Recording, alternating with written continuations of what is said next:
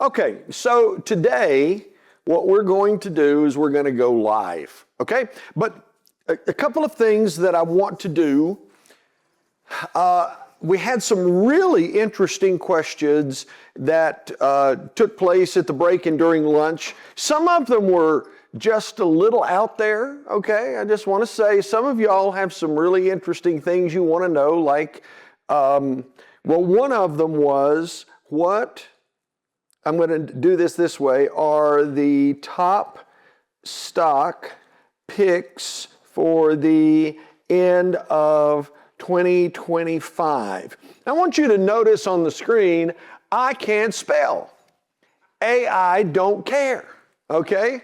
So less on the front end, understand it doesn't care. Now, I have no idea what this thing is going to say, but I do want to start off, excuse me, with perplexity, analyst favored stocks. Okay, so here we go. Best performing stocks for 2025. Somehow it tells me if I were buying Plantair Technologies and it's already up 107.2%, there is something about that in my old man gut says I'm not sure right now that's the time to buy it, because buy high, sell low is not exactly the concept, especially after listening to the gentleman this morning. But here are top growth stocks that it's seeing, and then fresh analyst recommendations, and this is what we ended up getting out of perplexity. Now, I want to start today with a variety of things. By the way, I did not have time to do what I really wanted to do, because this morning The Economist did a really cool job and he kept referencing Denzel Washington, right? Did he not like Denzel? He liked Denzel. And I'm sitting there thinking, I need to have some fun with this. So I went into ChatGPT and I said, he's referenced my videos and my movies and so forth, but did he ask permission? And I thought, what would it be fun to clone Denzel's voice? But it didn't quite have enough time. I was able, however, to clone Morgan Freeman's voice, and so here's what it gave me. First things first. Thank you. To the Investment Recovery Association, I appreciate the recognition. To the economic speaker who called out my work in film, thank you as well. Respect where it's due. Now, recognition is a funny thing. It shines a light, but it also casts a shadow. To the Investment Recovery Association, thank you again. To the economic speaker, reach out. Let's do it right. Okay, now y'all, I'm having some fun with this. I need to tell you two things that are important. Number one, everybody in here knows Morgan Freeman did not say that, right? That is a clone of his voice. Now, let me say this so that we're crystal clear, because one of the things I do is I do a lot of presentations on business ethics. So one of the comments that he said in there was just reach out and ask. So I thought I'd give it a shot. So in the past, I reached out and asked, and guess what? I was shocked. One, I was shocked that I got through all the layers and that Morgan Freeman said, for your demo of AI, it's okay to use my voice. So that was used with permission, just so everybody in the room is clear. But I want you to think about for just a moment, because part of what we're doing today is thinking outside of the box, and especially how can we use the technology that's there? And as importantly, think about the challenges that can come with that. Because if it's that easy, and that was cloned in 2024, so if it is that easy in 2025, literally, to put text in and have a voice generate, the question becomes, as we begin seeing things, as we hear voices, as we see videos, the question becomes, how real is that? Let me give you a different example for just a second. This morning, I got up and on the 7th floor, I'm getting ready to go down the elevator and the sun was rising. It was stunning. So let me just play this real quick. Chuck Gallagher here, and it is a beautiful sunrise in Denver, Colorado. And one of the things that I wanted to do was record this very short video to talk to you a little bit about how AI is going to impact us, especially as we move to the second half of this decade. So for the Investment Recovery Association, I'm creating this video this morning because I want to demonstrate something I think you'll enjoy. Okay, now that was shot with this iPhone.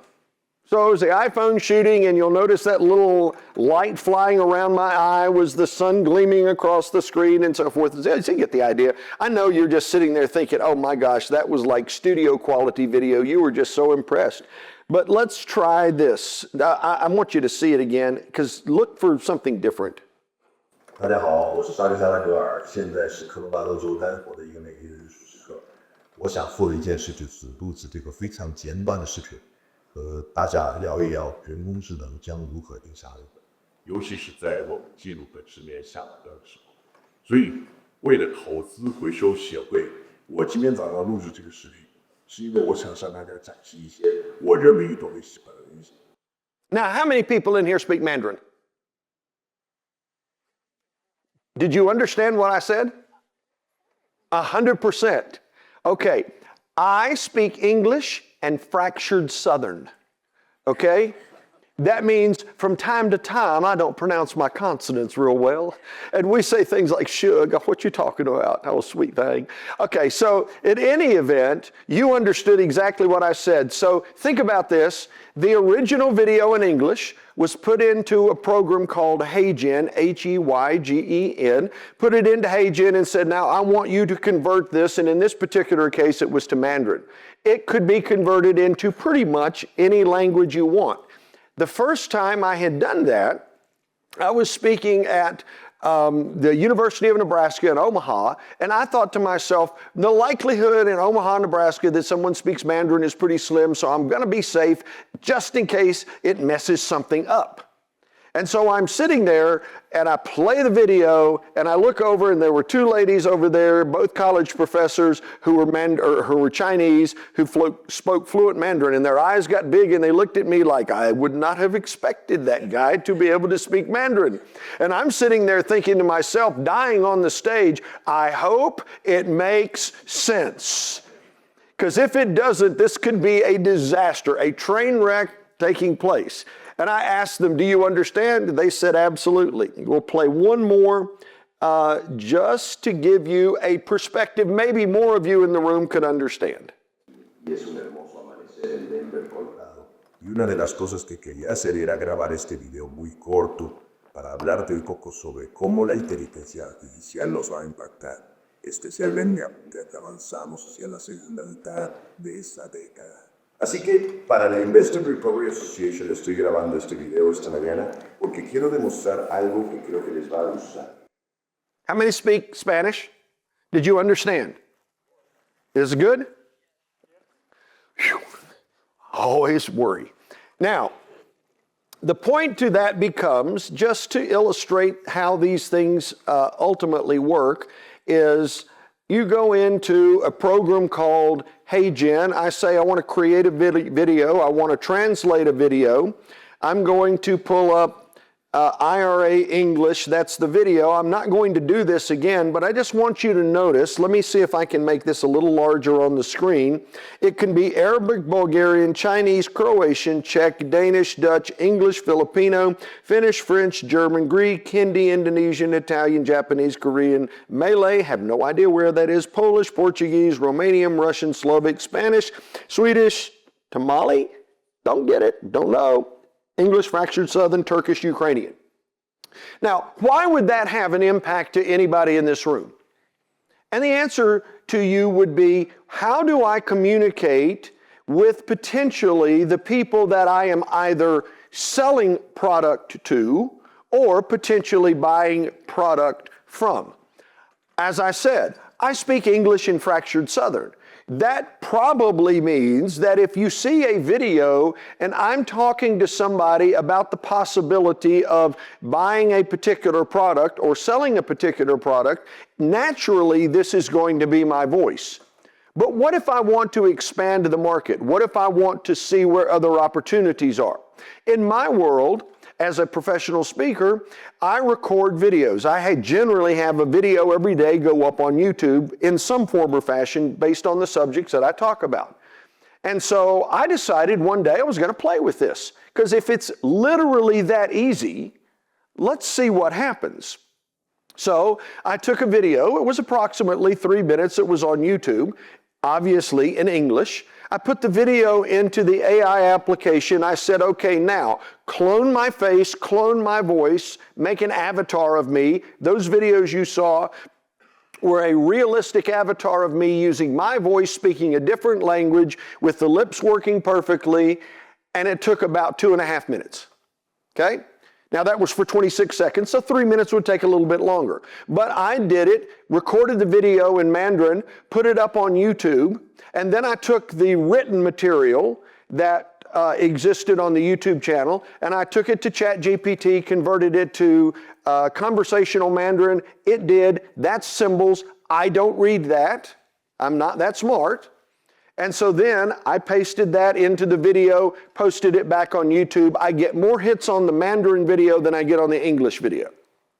So the question becomes, are there circumstances under which you're going to think about the possibility of using AI in ways that maybe you're just not naturally thinking of? Now, let's go normal for a second, and let's move away from stocks, okay? I want to first start off, and we're going to go through a list of AI applications. The first one is Perplexity. How many people in here use Perplexity? Raise your hands. Okay, I've got one, going once, going not once. Okay, so let's play Learning Point. When I started earlier today, I asked the question, how many of you use ChatGPT at some point in time? And most everybody in the room raised their hand. Maybe 15% of the room said that you had not, but most everybody had. Why am I starting with Perplexity? Well, 2 primary reasons.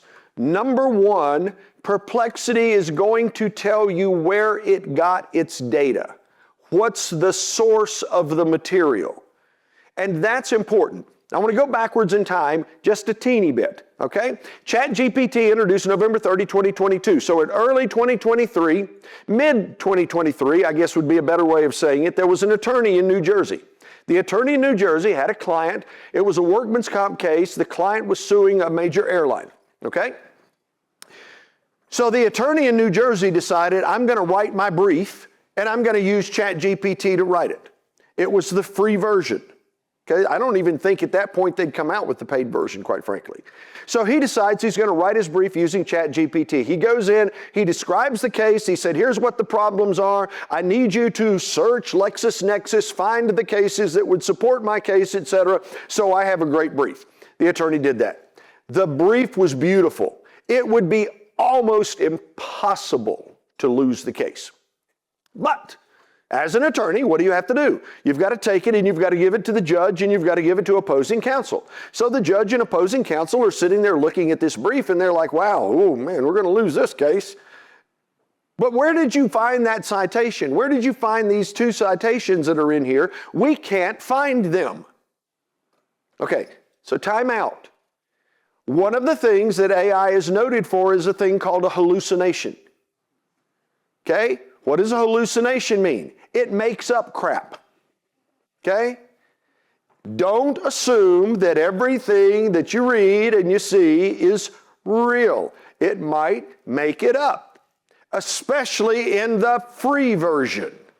So, the judge said, where did you get that? He decided, I'm going to double down. It was my genius work of my colleagues that found these cases, hoping that it was going to just please the judge and baffle the judge. They kept going further, and eventually had to say, okay, I had ChatGPT help write it for me. At which point in time the case was thrown out. The attorney was sanctioned, lucky to keep his license, and the client lost the case. Very sad. But the client won because they sued the attorney for malpractice and got more in the malpractice suit than they would have gotten in the workman's comp suit. So sometimes there is a God. Just saying so you know. But why do I tell you that story? Because one of the things that everybody would like to know is, where did you get your data? So the reason I start with perplexity is, if we ask a question, it is going to tell us, where did you get the data? Now, there was a gentleman this morning, I'm looking this up on my phone so I get this right. Okay, so let's see. All right, now here was the question from this morning. I'm interested in finding suppliers of fuming sulfuric acid. Time out. Not a clue what that is, okay? Just so you know, I'm like, fuming sulfuric acid. That sounds like acid that's ticked off, okay? But whatever.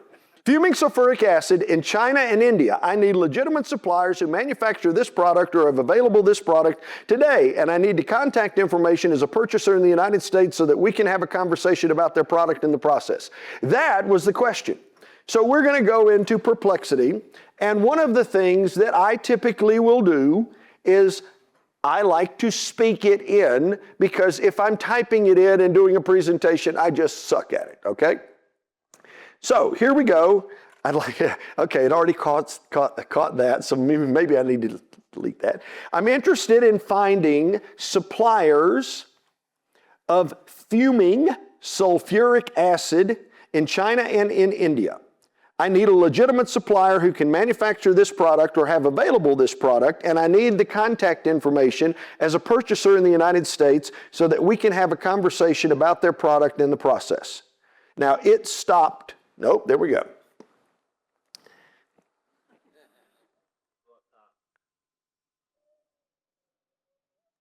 Oop. Here we go.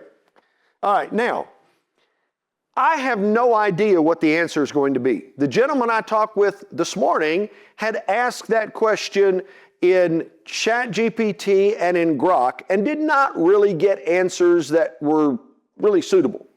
So let me first say, not that that's something everybody's interested in, but let's play this out, and I want to first start with, notice up here on the screen, either side, it has answer sources, and beside sources it says 16.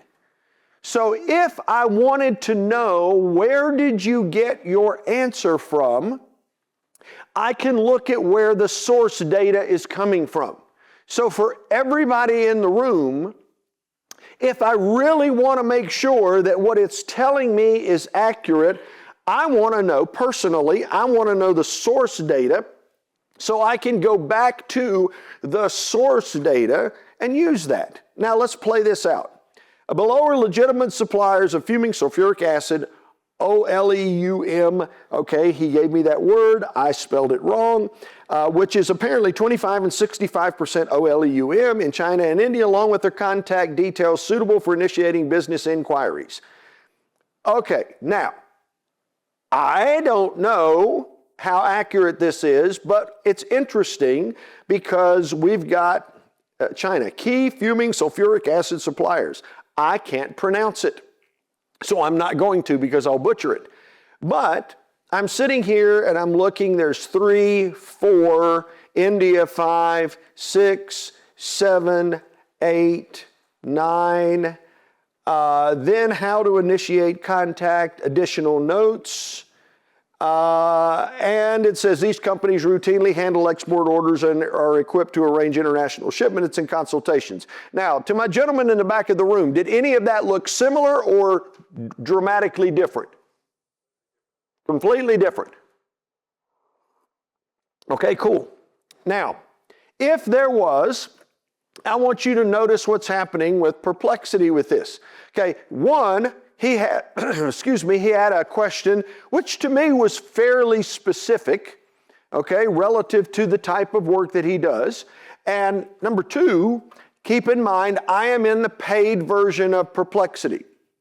One of the things that I said this morning, I do not get paid some sort of fee from these companies, but if you're going to go to work, or let me rephrase that, if you're going to use the product, use the paid version of the product. because the free version of the product is to just get you hooked. But they will tell you on the front end, don't count on the accuracy of it. So pay. If it's $20 a month and you're paying $240 a year for access to data like this, the $240 is an irrelevant price to the outcome that you might get. Now, in relation to the question that was asked, then Perplexity request verified Chinese manufacturers of fuming sulfuric acid with contact emails. Well, let's check that out. I don't know what's going to come up, but that's interesting.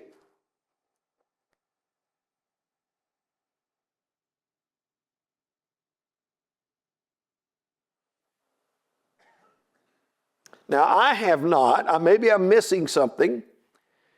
With available supplier details, blah, blah, blah, blah, blah, and here's what it's saying. I have not yet seen an email. Emails provided on the contact page, often an email on the contact page. Okay, how to get email content. Visit the manufacturersmadeinchina.com, or I can't pronounce it. But notice, it's giving us additional details and data that we probably otherwise would have a hard time getting.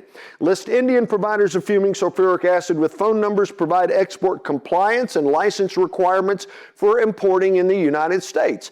I don't know anything about this, but that strikes me as something that would be interesting to understand and to know. And then it would be draft an initial inquiry email template to send to suppliers. Sure, let's see what it says. Whoops. Notice as it is doing that, in Perplexity, my sources, I've got 9 different sources that it is pulling from to gather data to create the email, and here is the inquiry. Dear, my name is, and I am based in the United States. We're seeking reliable suppliers of fuming sulfuric acid for our operations. Came across your company's information during our research. Could you please provide the following details, blah, blah, blah, blah, blah. We're interested in establishing a long-term business relationship and appreciate your prompt response. Thanks in advance, et cetera, et cetera. Not that that's the best email in the world. It's probably not bad. But in the time that we have literally sat here, what I do know is we had a question that arose this morning. We put the question in. It has given us probably somewhere in the neighborhood of potentially 10 to 15 suppliers. It has given us, or we can certainly find out what the import requirements are. It has helped us craft an email. Now, I just want to stop with this for a second because sometimes I'll get on a roll and just keep assuming everybody's just totally with me, and that's not always the case. So let me stop with where we are just to open it up for what questions, what have I done that you would sit back and say, well, I've got a question about that. And by the way, this is you got 2 hours of me, so you may as well just get comfortable at your table. Okay? Yes, sir. Yes. Okay, the question was, the videos that I was doing earlier that were transcribed or transferred into another language, is there a way to do that in real time? Yes. Zoom and some other platforms like Zoom have the capability that if I'm speaking in English, a person could be listening in Ukraine and just have auto translate. By the way, as a side note to that, I haven't purchased them yet. It's on my list. But apparently the new Apple AirPod buds, whatever you want to call it, I love those little things, just listening on the airplane, zoom out the kid that's crying in the back, watch your movies, whatever. But apparently, you hit a little button on the side of it, and if somebody's speaking Spanish, you're going to hear it in English in your ears.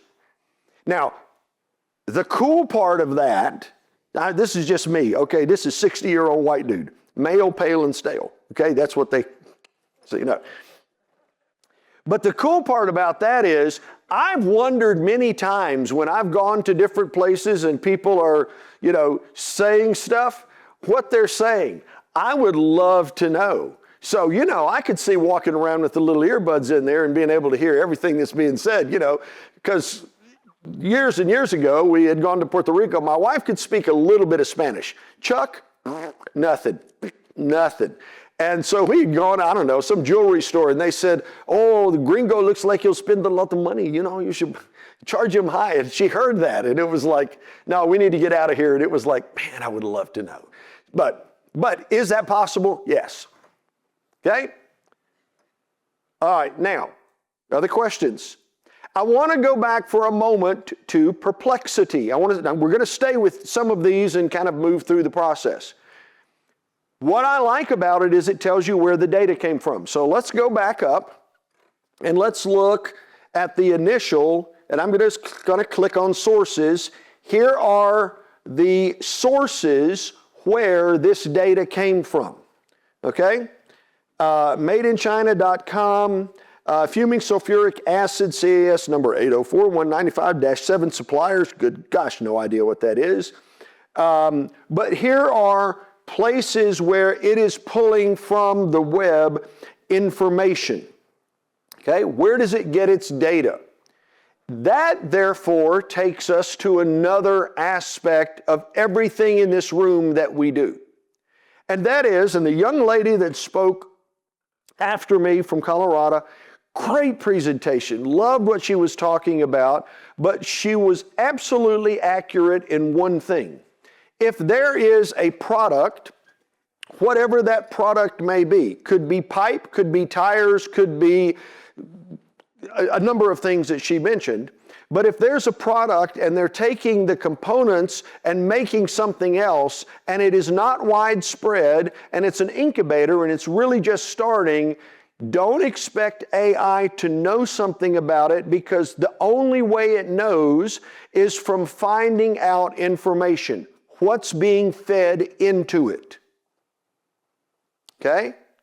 And there is going to be something toward the end of this presentation that is just amazingly cool about IRA and what you guys are doing that I think is just superb for your association.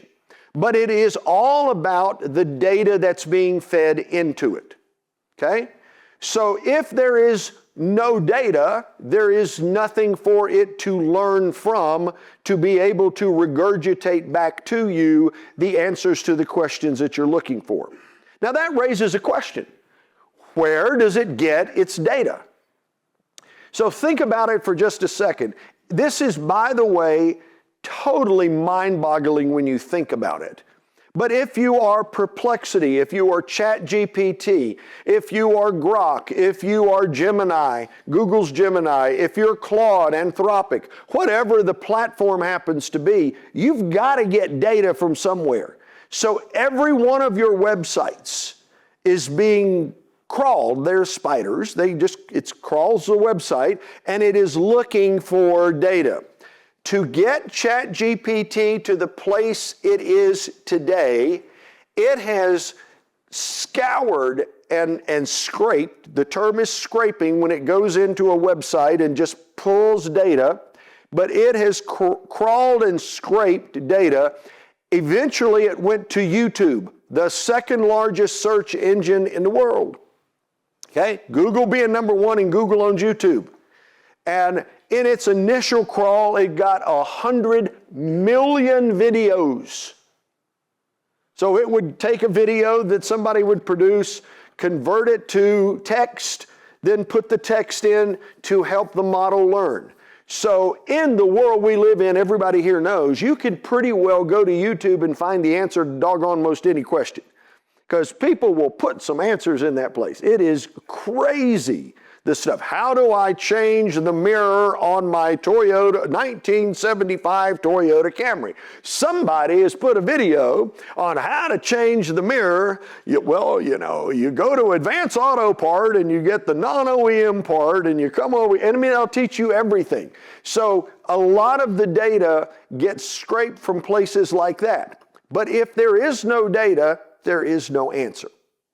Okay, now let me just again, stop with this, because the key behind Perplexity is the ability to look at content, to understand where the content came from. All right, now let me stop for just a second.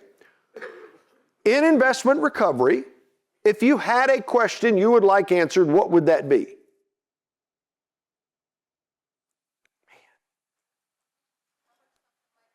How much something might weigh. Okay, now I'm going to start with a new search, because anytime you're doing searches in AI, it is based upon, I started with this and I'm going down a rabbit hole. So if I'm going down a different rabbit hole, then let's play with that. Now, when you say what something might weigh is like way freaking broad. Okay, so give me an idea of a something so that it would make some sense. Okay, I'm curious to know what a 10 by 30 steel pipe would weigh. I don't know if they make that stuff, but hit me with your best shot. Okay, now notice I spoke it in, don't have a clue what's going to come up. We'll see where it goes. Calculating the weight based on steel. Okay, now, number one, it's come over here and it is giving me how many sources? 20 different sources. That tells me where they got this. A 10-inch diameter by 30-foot long steel pipe is an exceptionally large and heavy item. Okay, there we go. Wow, that was really serious. But it's possible to estimate the weight using standard steel pipe formulas and published charts for a standard wall, blah, blah, blah, blah, blah. Here we come, here we come, here we come. Multiply the feet. There we go. Look at the nice formula. How many of y'all are accustomed to doing algebraic equations? I don't know about you, how I passed math and algebra and calculus in college is beyond my comprehension, but they're telling me how to do that. Here it is, the total weight is 1,214 pounds, or roughly 1,200 pounds. Now, I'm going to play with this for just a second, okay? Because sometimes I'll go off on a little tangent because it just seems like interesting to me. I do video work. And so we had a company come in and they wanted to do a training video. Now think about it for a second. In your organizations, there's a fair chance that you might have training videos that you want to show people. It could be HR or it could be very specific to investment recovery, but they want to do a training video and needed to be 50 minutes long. Okay? Had to be 50 minutes long. So we had the subject matter expert come in and they did the video and they were standing in front of nice curtains and so forth and they did it. And if you're recording video, there is a fair chance you're going to make a mistake. So you always record more than you need so that, you can get the right number. So here we are. We got the video. It was 46 minutes and 24 seconds. It had to be 50. It had to be 50 minutes. Holy crap. Okay, we need to get the person to come back to shoot the remaining couple of minutes. Called them. Nope, I'm in Denver. We're in Greenville, South Carolina. Not going to happen. To be paid for the deliverable, it has to be 50 minutes. So inquiring minds want to know, what do? We said, we'll just slow down the video. If 100% of the speed is 46 minutes and 24 seconds, if you slow it down just a little, you can get it to 50 minutes. That's way too slow to get it to 50 minutes. So I'm like, okay, I've got a 46-minute and 24-second video. It needs to be 50 minutes. How much do I need to slow it down by in order to get it to 50 minutes? But Chuck doesn't know. So I did what a normal old dude would do. I went to Google and I said, I've got a video that's 46 minutes and 24 seconds. How much do I need to slow it down by in order to get it to 50 minutes? And Google went through this whole process, and somewhere along the line, and I'm just using this for dramatic effect, but they gave me this like algebraic equation, and Chuck don't do algebra. And I was like, that is not helping me. So I went into AI and I said, I've got a video that's 46 minutes and 24 seconds. It needs to be 50 minutes. So by what percentage do I need to slow it down? If 100% is what it is, it'll be 90 some odd percent, but what's the percent? And it goes through the process just like this did for the question that you asked back there. And it says, well, it's going to be 1,224 pounds or roughly 1,200 pounds. It's a big old piece of steel. So it came back and it said 93.2. That's the percent you need to slow it down by. And I was like, dude, that's awesome. I mean, we're talking microseconds. It gave me the answer. So I went to the young men who were the editors in the edit suite, and I said, why don't you do 93.2? And they said, how did you know that? I said, didn't you all take algebra in high school? I'm not giving away everything. but it's fascinating that it will give you information. Now, let's for just for a moment, say a supplier, someone in here who is in the resale business of the types of assets you sell. Who is that? Is there a vendor in the room? No? Yes, over here. Okay. You resell assets. Tell me a little bit about the company really quick. Don't do this now, but I have done this before. So we could use solar panels that were still had some productivity. Yep. And we resold the wattage. Okay. All right. So solar panels that had some productivity and resold the wattage. Okay, great. So let me just go back. I'm just speak it in. So I want to write an article about how to use solar panels that still have some life left and resell the wattage, because my business thrives on being able to do that, and I need to be able to put an article on my website and a YouTube video out so that people will know that I exist. Now, what I functionally am doing at this point is I'm coming along saying, I want to write an article, okay?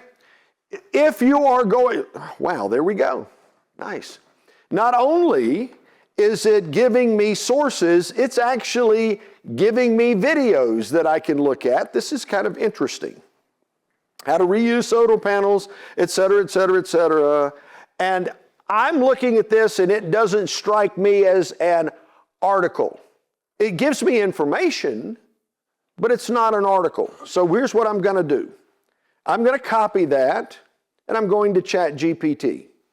And in ChatGPT,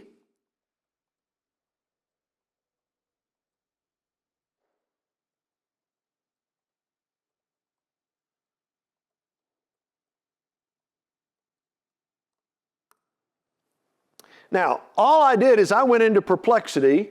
I took what you said. I said I want to write an article about it. Let's assume I'm in the business of, as you said, basically selling wattage. Yes? Okay? From solar panels that are not brand new. Okay? Now, if I'm in that business, I want people to know that that's what I do. I want people to find me.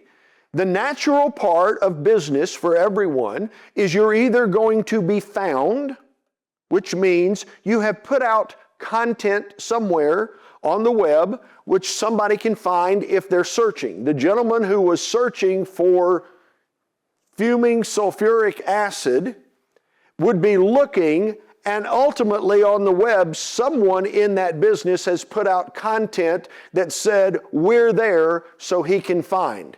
In business, from a marketing perspective, you either are going to be found because you've put out content, or you are going to find people who want to buy wattage in this particular case. So instead of using Perplexity, I've switched gears now, and here's the article. How to reuse and resell used solar panels, a practical guide for modern resale businesses. The solar industry is booming, but what happens when panels are removed before the end of their useful life? Many panels still have 10 to 15 years of productive energy left. Instead of sending them to recycle prematurely, businesses and entrepreneurs can unlock real value by reselling them. The key is transparency, trust, and marketing. Number one, audit the test results before resale, categorize, market the sales channels. Number four, business tips before selling them. Number five, content ideas, marketing strategy, etc. Here's a call to action. And oh, by the way, here are 5 thought-provoking questions. Now, I look at that, and if I was in that business, what do I want to do? I want people who are thinking about, by the way, is that semi on target? Yeah? Okay, it works? So if you wrote that article and posted it on your website, for people that were looking for that, that would be something that would be findable. Is that fair? Yes. Okay. Now, I might go to that article. Okay, first thing, that's the article itself. I want you to notice when I ask it to write that article, Notice the speed at which that was done. I also have a YouTube video monologue that came from that. AI has written that for me. Because in the world that I live in, if I am going to use something from a marketing perspective, I want content, written content, that spiders will crawl to find that content. I want my customers, potentially, to find me because this is what I offer. This is a solution that I offer. But I also don't want it only to be written. I want video because I know that YouTube is the second largest search engine that's out there, and the younger you are, the more likely you are going to be going to YouTube. So it automatically is writing a YouTube video for me. Picture this. You walk past a warehouse full of used solar panels. At first glance, they look like scrap. But what if I told you many of these panels still have 10 years of life left and could provide affordable clean energy to families, businesses, and off-grid adventures? That's the hidden power of solar resale. Hi, I'm Chuck Gallagher, business ethics speaker, and AI speaker and author. And today I want to show you how to turn second life solar panels into real value. Step one is simple. Audit and test. Don't just resell panels, prove they work. Buyers want transparency, and all I'm doing is reading the script that it wrote for me. I don't have to spend enormous amounts of time trying to be able to create this content.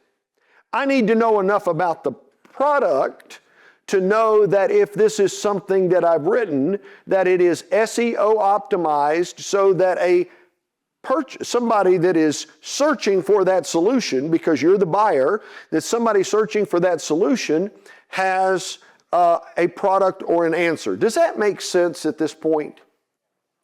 Okay?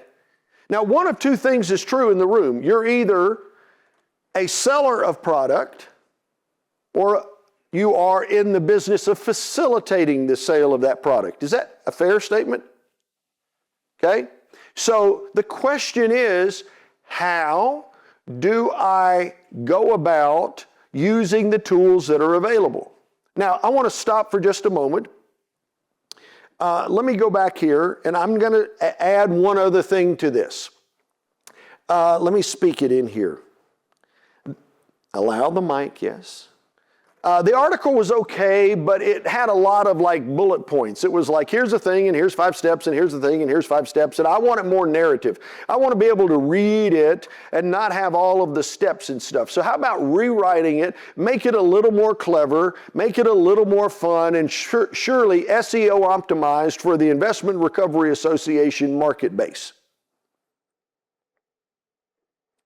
Now, it wrote the original article based upon the prompt that I gave it. But I want something a little bit better. You're talking to this, so it's got it. You want this rewritten in narrative, blah, blah, blah, blah, blah. Breathing new life into old solar panels, turning residual value into real recovery.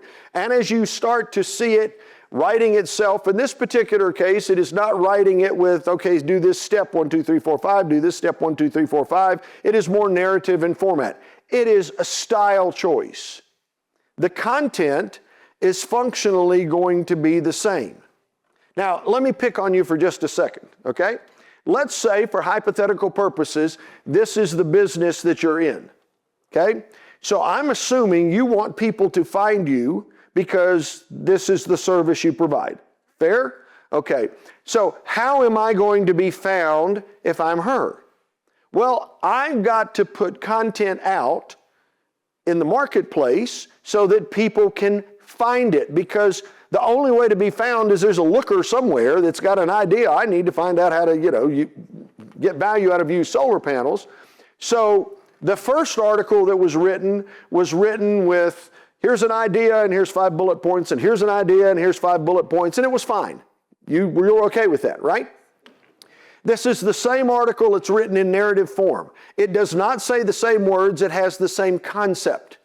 So one idea has now become 2 different articles, which could become 2 different YouTube videos, which from a functional perspective means that if I'm just willing to sit down at a desk and talk to it and ask it questions, I can be a content provider with lots of information that is going to then help, in your particular case, help you with the idea that you've got, that you want to sell.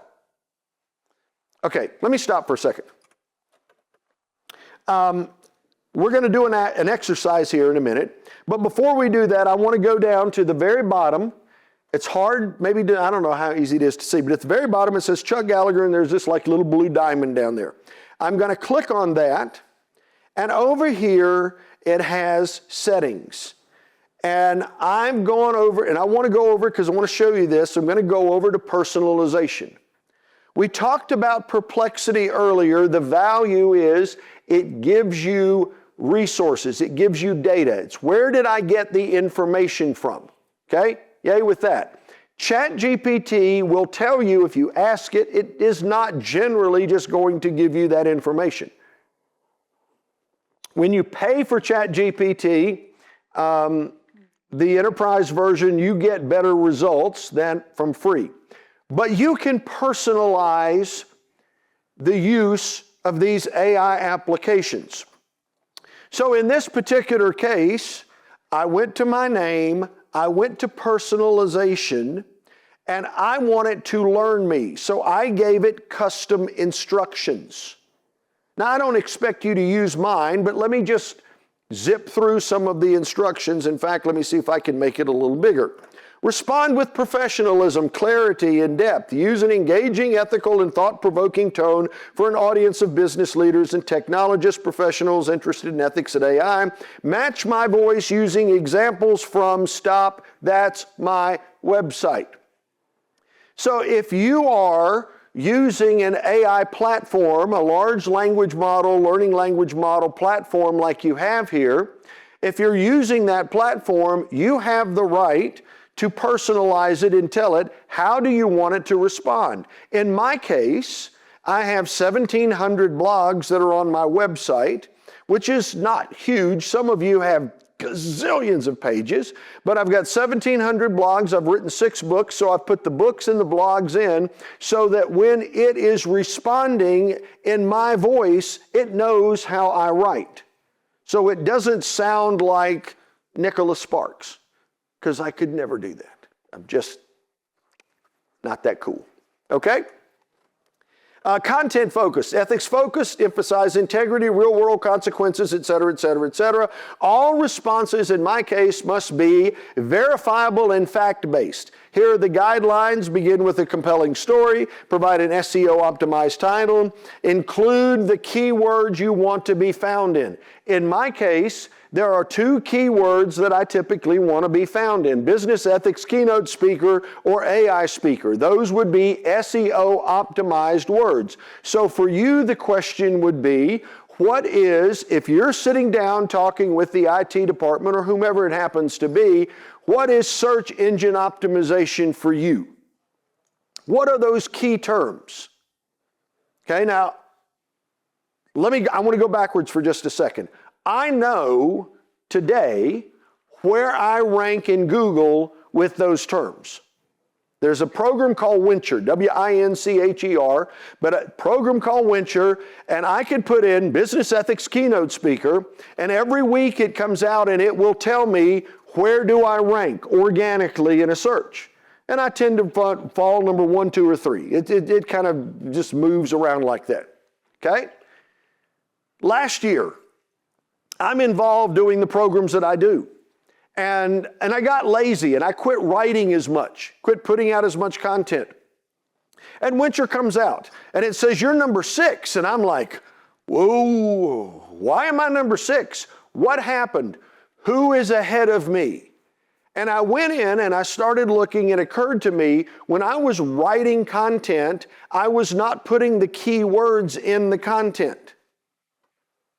Now, just take a moment with that statement. So I might write an article that says, I was at the Investment Recovery Association, and one of the coolest things they've done is figured out a way to harness the power of AI.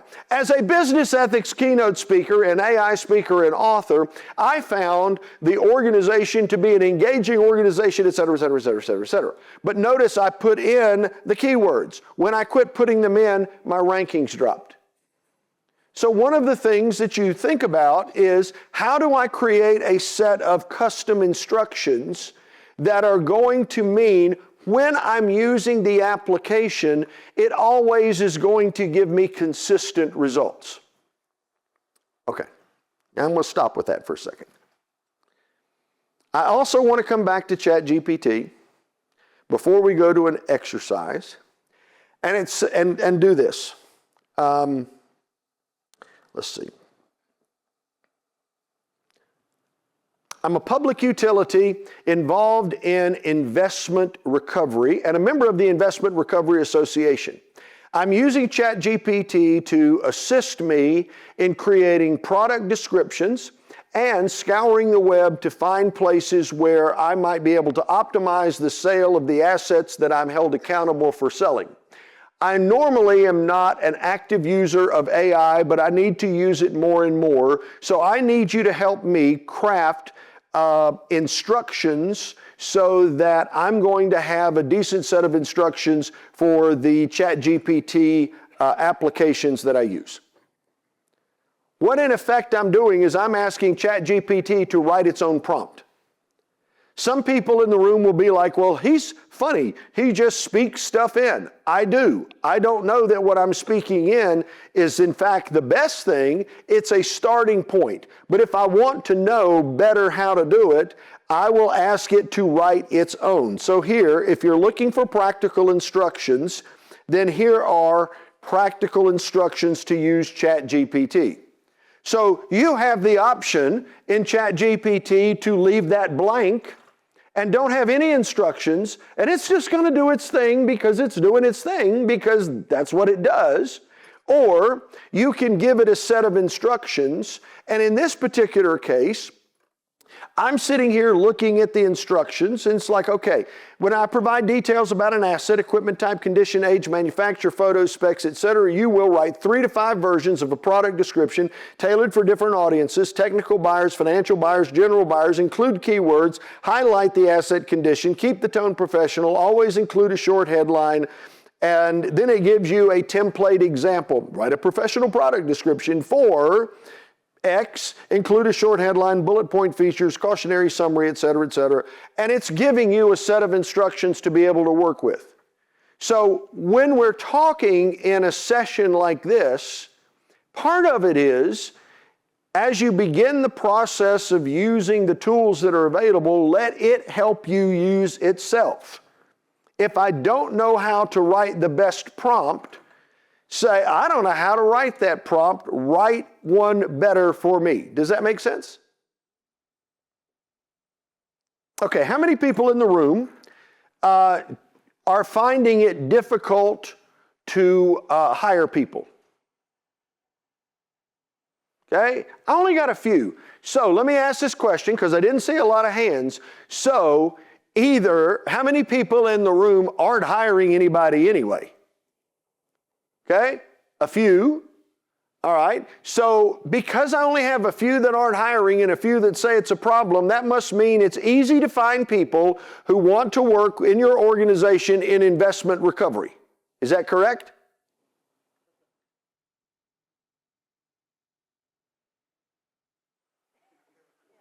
It's easy. Yes?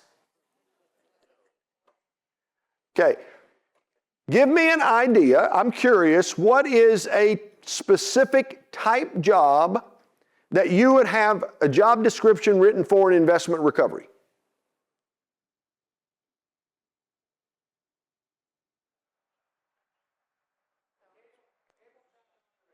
What? A cable shop operator. Chop, a cable chop operator. Okay, I got you. Cable chop operator, and are they chopping cables from utilities, or I'm just curious. A cable chop operator. Oh, this is good. Okay. Are you a public utility? Are you a public utility? Kinda. Got it. What was the last part? Okay, let's play this out. I'm kind of a public utility, but not really a public utility. But I've got cables, and those cables need to be chopped, and so I've got to hire a cable chop operator. Apparently, they're going to chop cables. and ultimately the chopped cables are going to be sold. Okay? So I need to write a job description for a cable chop operator that apparently I can't say clearly, that would be appealing so that in the marketplace we live in today, it will garner lots of responses that want to apply for that job. This is going to be fun. Okay, let's see what it does.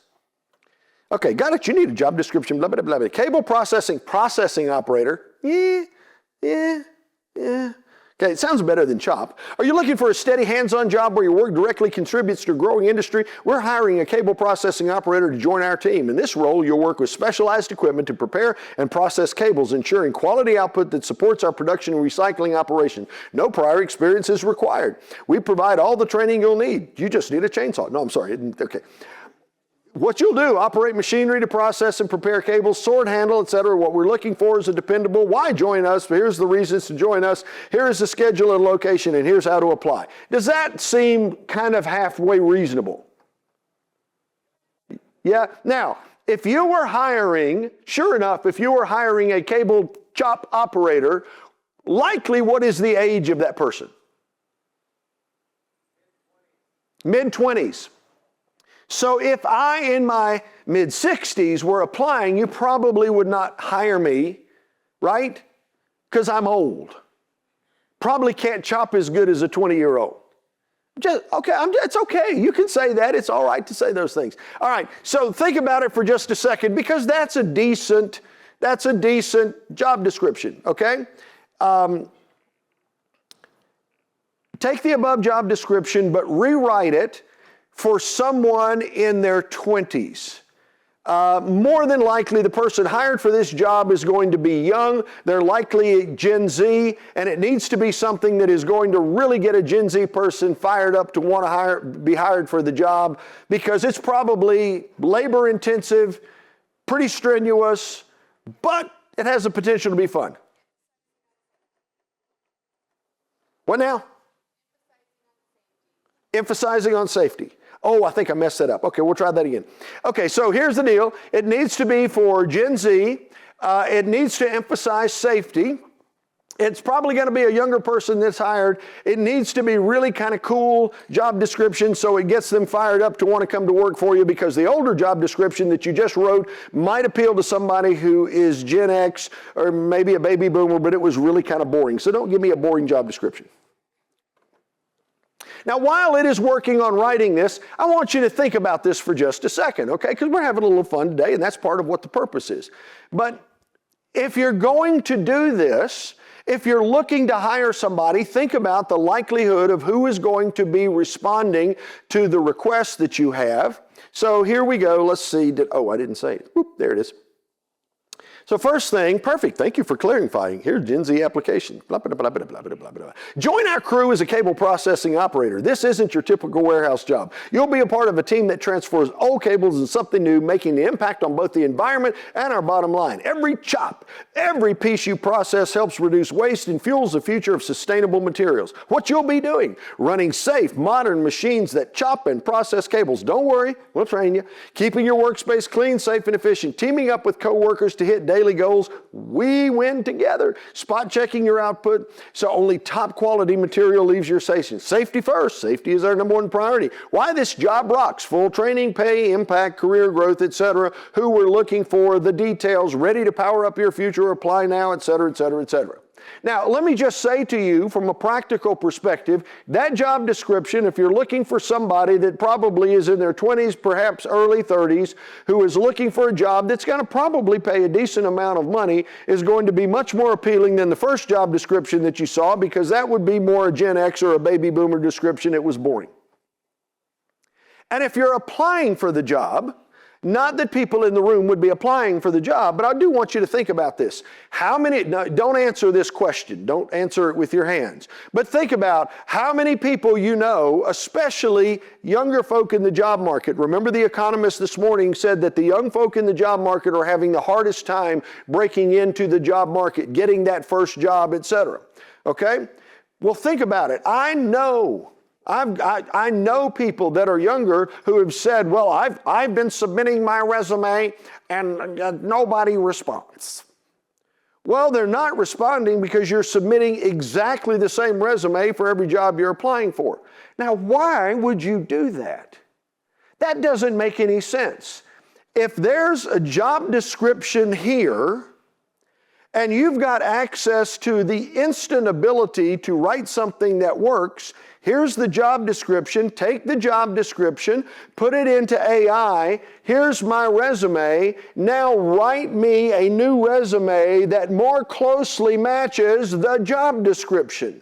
Because the truth is, for most of us, what's going to happen?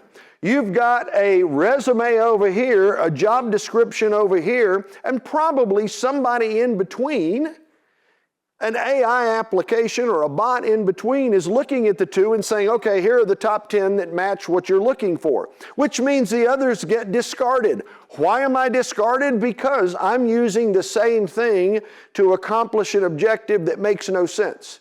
So if this is the job description, I'm going to write my resume so it matches that. I'm a safety first kind of guy, and I love the opportunity to be outdoors and make an environmental impact. The idea of working with you and recycling cable or whatever, however you want to put that, is something that I thought would just be superb. Would love to have an opportunity to talk with you, et cetera, et cetera. Does that make sense? Okay. All right, here's what we're going to do. This is about a 5-minute exercise at your table with the people that are there. I want you to, at the table, come up with one problem that would be interesting to use or have AI assist with. We're going to be going into different AI applications, so think about a problem within your organization that would be a challenge. And if you want to write it down, that's absolutely fine.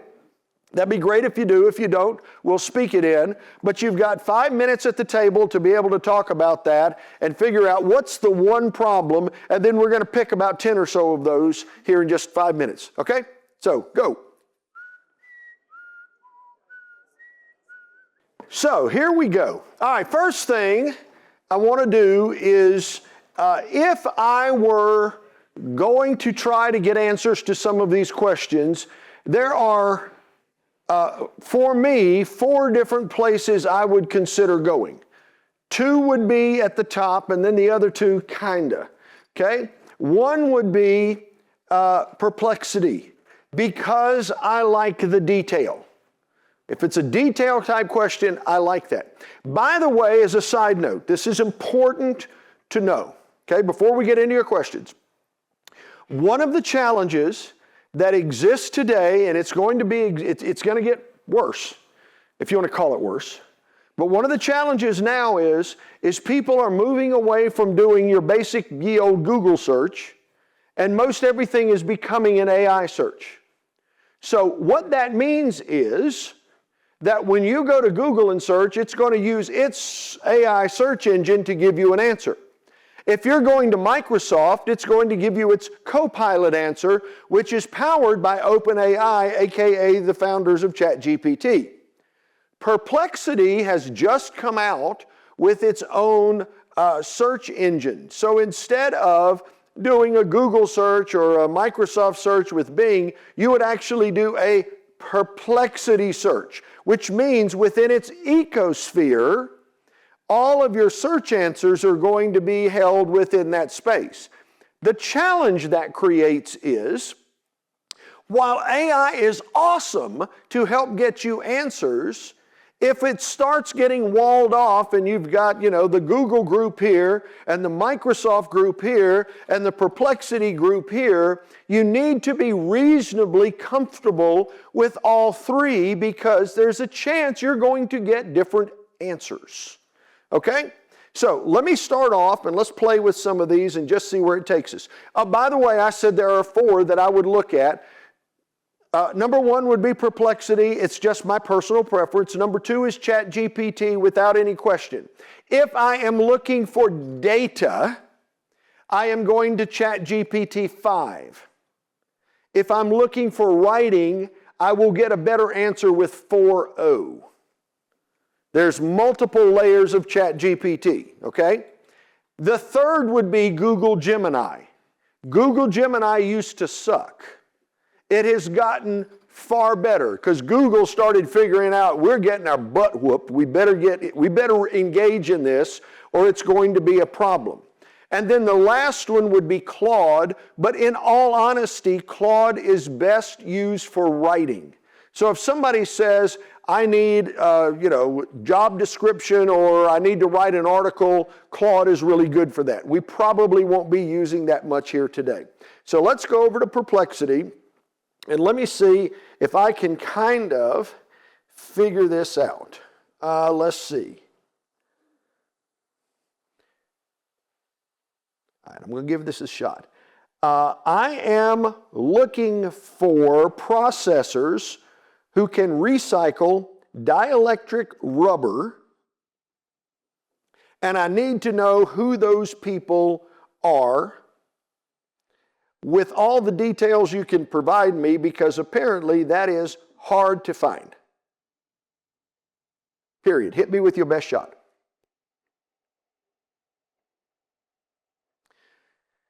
I learned moments ago I knew nothing about dielectric rubber, but now I can at least say the word. So I'm going to go somewhere and start talking about it just so they think that I'm smart.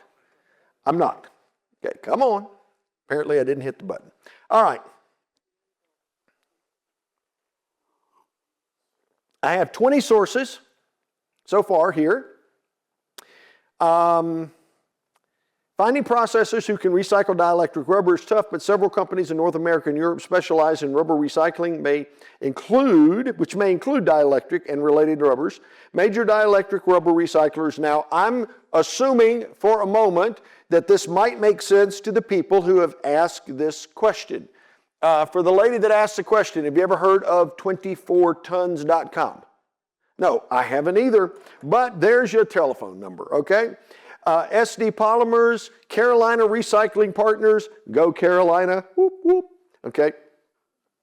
I don't know if they're here, but I'm just saying, American Recycling, and it continues on, okay?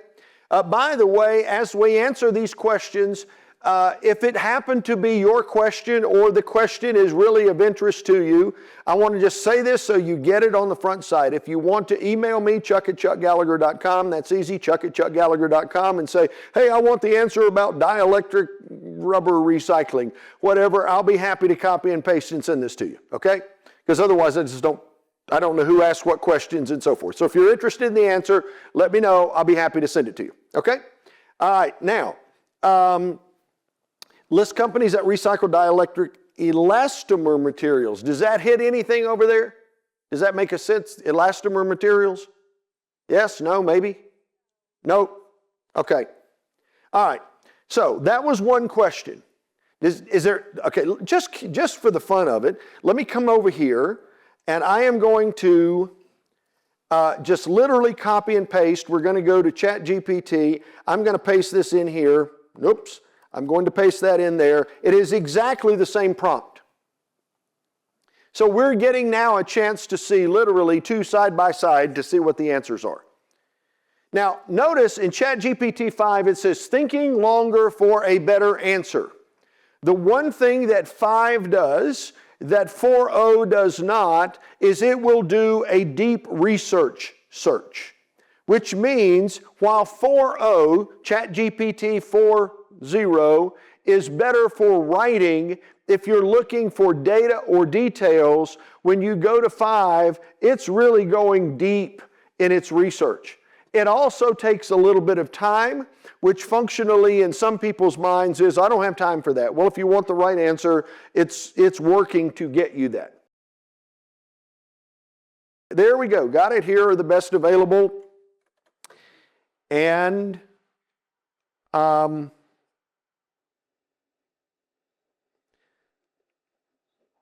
ECO USA.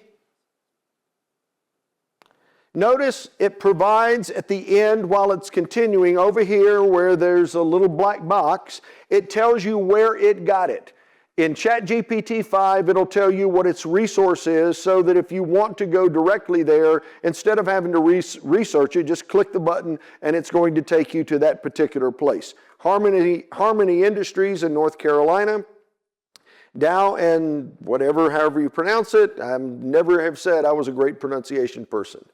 And then it's going to electrical and roofing grade estimator.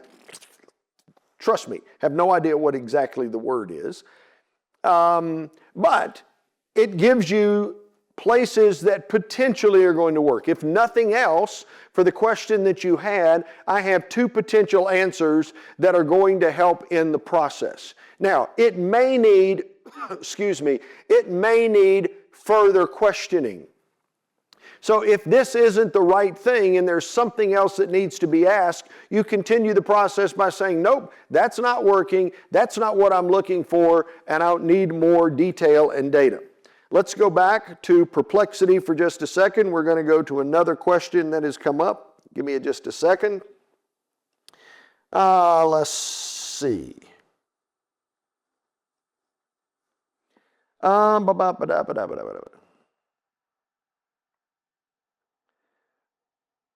Here we go. Interesting question. What is the appropriate head count for a large utility for an investment recovery department?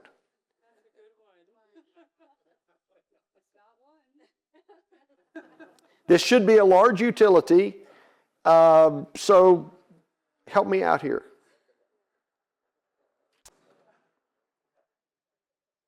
Apparently that struck a chord, huh? Yeah, never get invited back because... All right, here we go. For a large utility, appropriate head count for an investment recovery department typically ranges from 4 to 8 dedicated professionals, depending upon the number of site, asset type, centralization of operations. Most large utilities with multiple facilities, such as fossil, nuclear, regional sites, blah, blah, blah. Typical staffing model, 4 to 5. Teams are structured around core responsibilities, investment recovery, asset disposition, compliance officer, inventory data analysis, cross-function, et cetera, et cetera, et cetera. Does that help? For those that have a smaller department, I hear you. Good answer. For the CEO of the, are you kidding? One. All right. Let's do another. Okay, here's the question. I'll see if I can word this right. How can we get manufacturers to factor end-of-life cost into procurement pricing? So, for example, if I'm buying a new Ford, then what do I expect to take place? Okay, I'm just looking to make sure it's happening. What do I expect to take place at the end of the life cycle? Are they going to buy it back? Am I expected to just sell it for scrap? But help me understand what the manufacturer's responsibility is for end-of-life cost.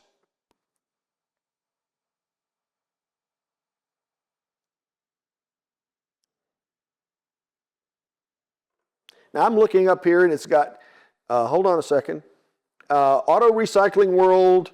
I've got 20 different sources that I can use. Manufacturers are increasingly required to factor end-of-life cost in the procurement price of their products with the extended producer responsibility systems mandating they contribute financially and organizationally to the collection, treatment, and recycling of vehicles at the end of their life in practice. However, manufacturers like Ford in the United States are not generally obligated to buy back vehicles at the end of the life, blah, blah, blah, blah, blah. Then it starts talking about end-of-life cost. As you can imagine, in the United States, we are far different than the European Union, so there are a whole lot different set of rules that we have to deal with. Okay?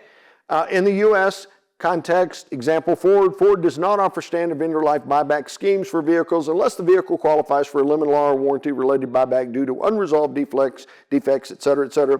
I don't have to read this to you, but it's the starting point for that. Okay? Now, this gives you, which is kind of interesting, end-of-life responsibilities for different places, EU and the US. So I want to just play for a second.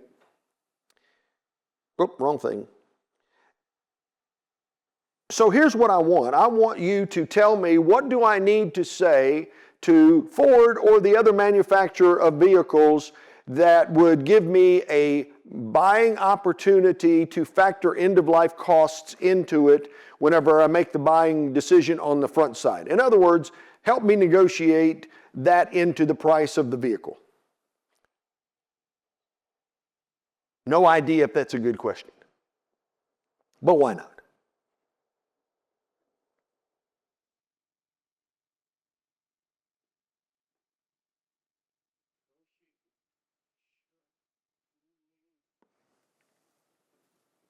What to say during the negotiation? I'm concerned about total cost of ownership, including what happens at the end of the vehicle's life. How does Ford help owners responsibly dispose of our recycled vehicles? Or are there programs that offset the cost of this? Well, it's a decent question.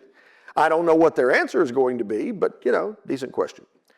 Okay, let's move to a different question. How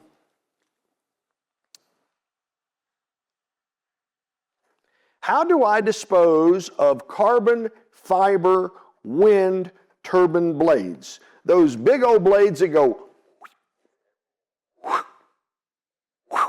I don't know how it's going to capture the whoosh sound, okay? But how do I get rid of those big old things? One of the things I hope you notice is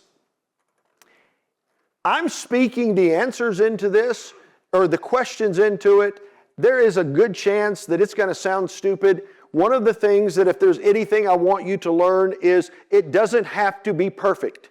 You don't have to have exactly the right prompt, say exactly the right thing. It is a starting point, and the more you begin creating a conversation around it, the better it is. Okay, because these massive blades are built from advanced composite materials, etc. Main disposal and recycling, mechanical grinding. I can't imagine that, but then I'm not in your business. Maybe that's easy, and it just doesn't strike me. I have no idea how to even pronounce the next thing, so that might make sense to you. Pyrolysis? What? Don't ask me. Okay? Chemical recycling, cement co-processing. Interesting. I have no idea how you would repurpose a blade. It says turning it into a bridge. I don't know that does that make sense?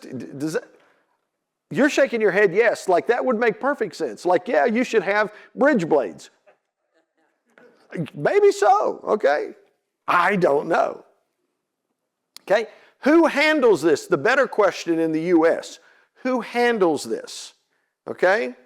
And then you start to look at, okay, we've got a problem because we all know that probably the blade would go from that wall to maybe right here. Those things are just massive in size. But if there are places that we can use or think about for purposes of recycling, then at least it's giving us a starting point. Now, when this table asks the question over here, do any of these sources for recycling ring a bell at all? Yes? Okay, so I'm hearing a yes in the room. Okay, good, cool. All right, how to proceed, and then you have solutions potentially to that problem. Okay, let's see what else we've got. Just curious. Let's take this, and just curious, let's go back to ChatGPT and let's ask the question. Didn't change anything, just copied and pasted it. And we'll see if that comes up with anything. Here's a deep dive on what happens now, what's coming with disposing. The big problem, what's being done, possible methods, landfill incineration, blade life, keep the blade in service longer, reuse, repurposing, mechanical recycling, thermal processes, chemical recycling, design for recyclability. And I'm looking at this, and right now I'm seeing an interesting article maybe about the value of that and what should take place, but I'm not necessarily seeing someone that's popping up. Now I'm getting a little something here, but in comparison to what I saw out of Perplexity, if that were my problem, in my opinion, the Perplexity answer was probably better than what I got out of ChatGPT. And part of that is that's the reason you would go through the process of asking these types of questions in different modalities, because you might get an answer one place that in another place just doesn't resonate, or vice versa, okay? Let's go back to Perplexity for a second. Let's take another one. Let's see.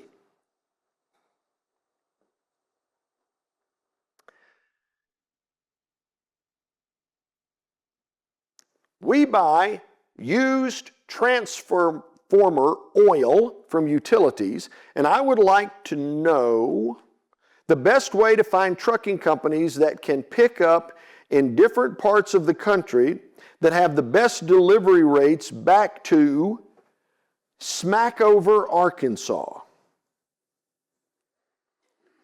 Hold on. Smackover, Arkansas is a place.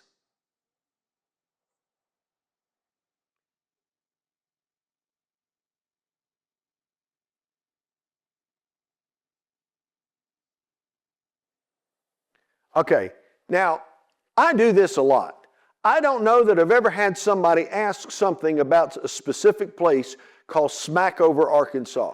But I feel blessed today that I have been able to come here and I have been able to find something that, I have learned things today that there is a fair chance in a year I will never again run across. How many people in Smackover, Arkansas?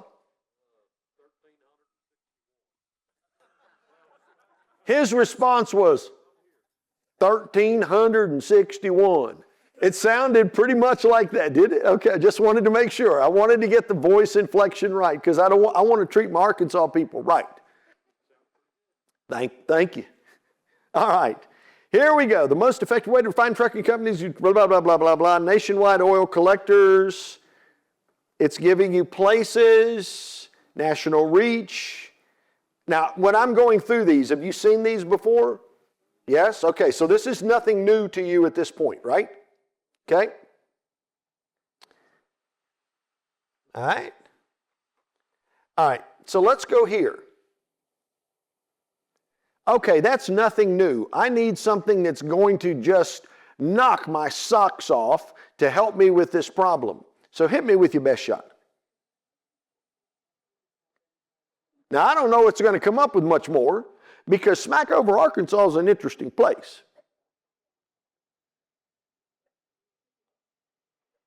AI-driven digital freight matching and load, micropoint and trucker tools.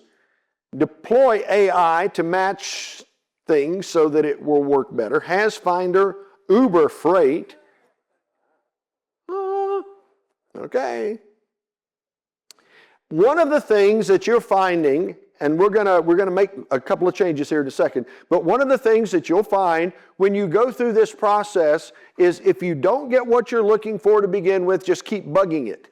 And one thing that will happen over the course of the next 5 years is AI, especially for the vendors that are here, will be more and more included in the products that they offer to you because if, for example, and I'm just going to make this very simple, okay? But if, for example, I have a warehouse and the warehouse is full of all kinds of equipment, logic would say, much like the grocery store example from earlier today, that if I know that certain things are always coming into the warehouse and out, these are the fast-moving items versus things that might be put in the warehouse, but it will turn about every 2 to 3 months.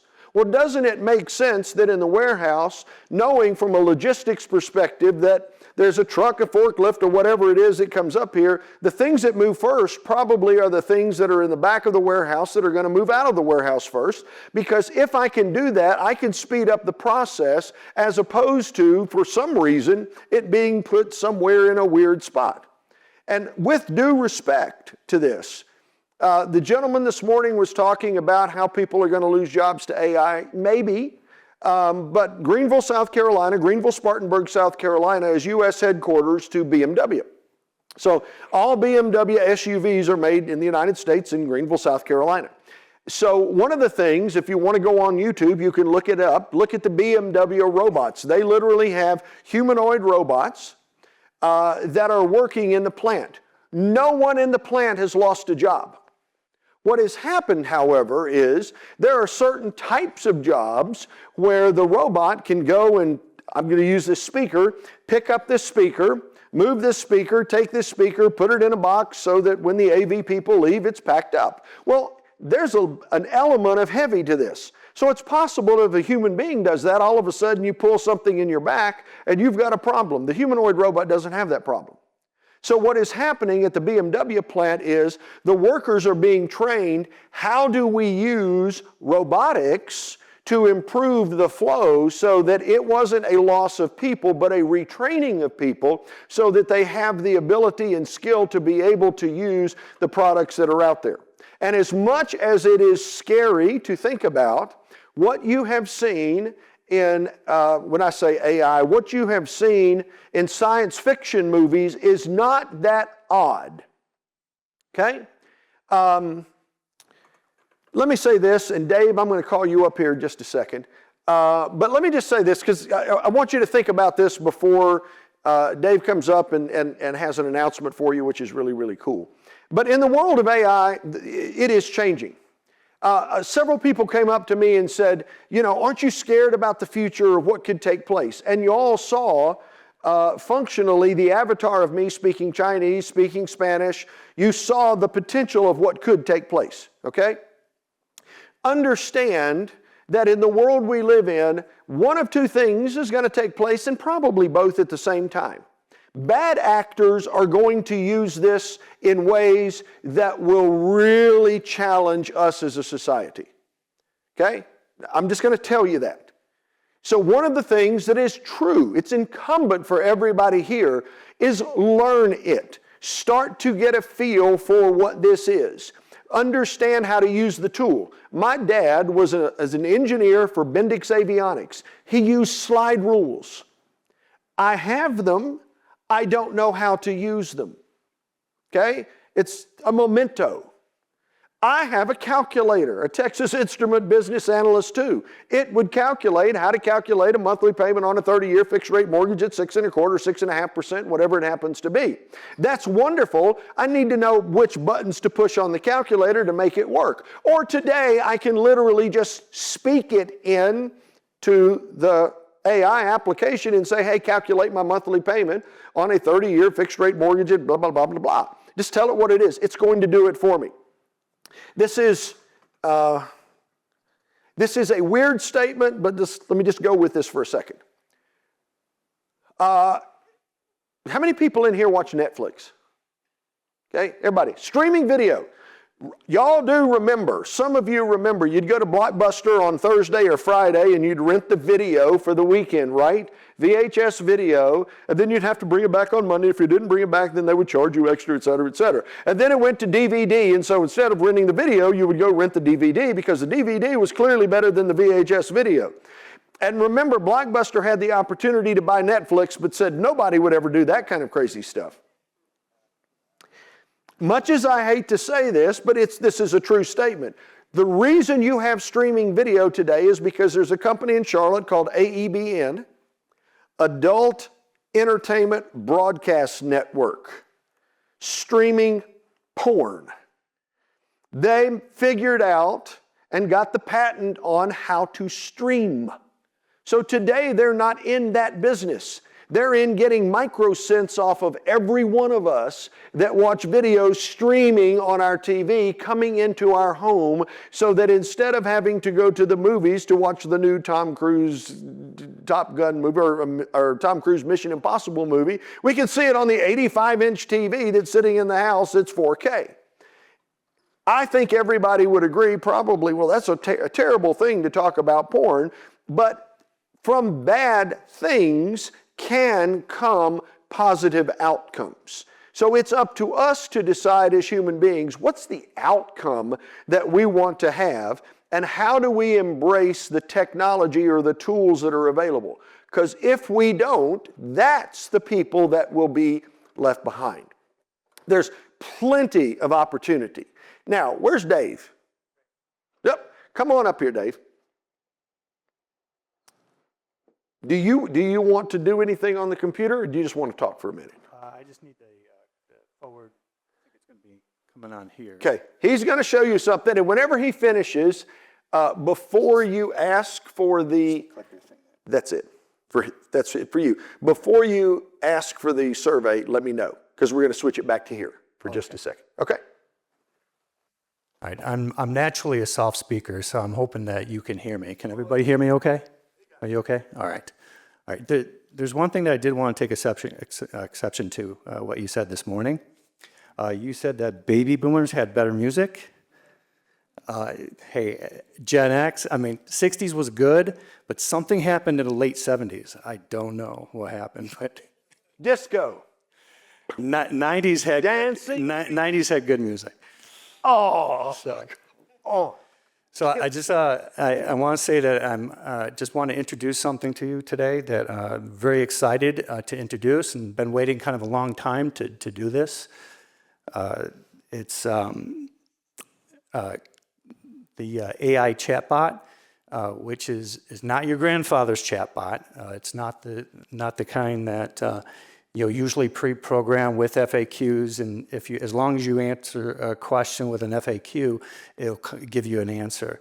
This one uses the power of AI, or the magic of AI, with decades of experience and knowledge of IR, and puts it together to give it to you at your fingertips. There we go. So say hello to your little personal IR assistant. So think of it as a kind of the collective wisdom of the IRA together, like in your back pocket. So 24/7. It doesn't take any vacation days, no sick days. It doesn't whine, doesn't complain, although we could program it to do that if you want to. It's fast and it's smart. And the way that we did it, we went through a lot of training. Like Chuck was talking about it earlier, it's about the content that you train it with and the data. So we collected the data, organized it, categorized it, and contextualized it. So we started with the investment recovery website, which included all the Asset 2.0s, hundreds of articles, blog posts. We used the associate member directory, so it has your contact information, all the categories, the descriptions. So another reason why you should keep your directory information updated. All the videos, transcribed all the videos, and all the content from the Learning Center, and the 360 plus pages of the IRA handbook, all collected, categorized, and contextualized, and some relative, we didn't go out to the broader web. Like Chuck was talking earlier, there's problems with hallucinations, which is the word that they use when the chatbot lies to you. And it lies with confidence. I mean, you really believe that it's saying what it's saying, but it's not. So we try to keep it kind of in this walled garden so that we can rely more on the data.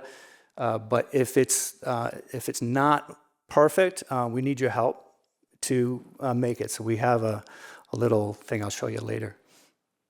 And then we just fed it in, and that's how it created the brain. So we had some objective in the testing as we were doing this. So what the main thing was, we wanted to make it smart and precise. So it could be your trusted guide and your partner, make it friendly and helpful and personable and more human-like. So not like the old ones.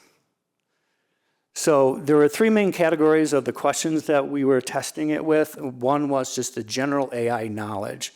So, some of the questions that we felt were very important, like the metrics and reports most impress senior leadership. And it will give you kind of the overview of that, and you can continue conversations if you want to get deeper into that conversation, just like ChatGPT, although ChatGPT will give you a much more robust answer. This will basically give you the data that comes from the training materials that we put into it. But what's important is that we added the references to it, so you knew where this answer came from.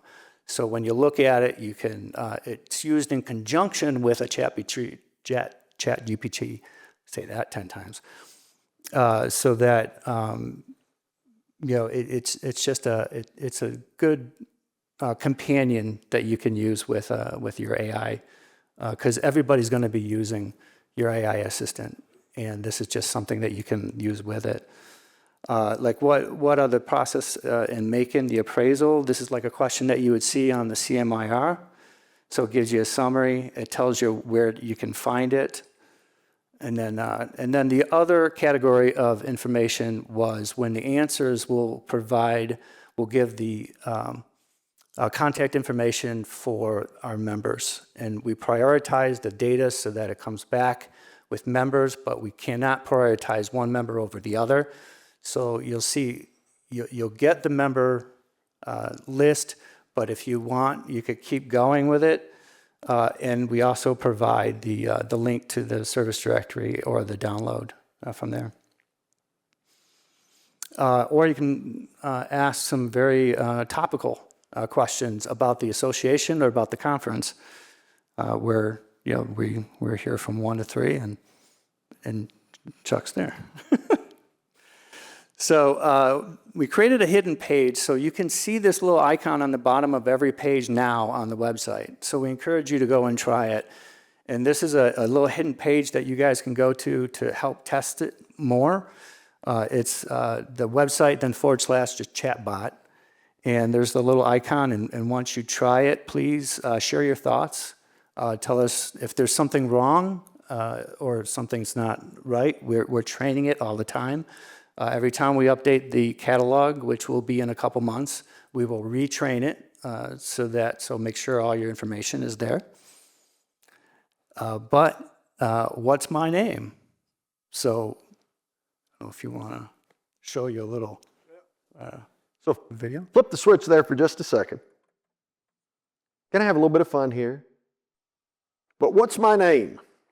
And if audio's on the computer as well, here we go.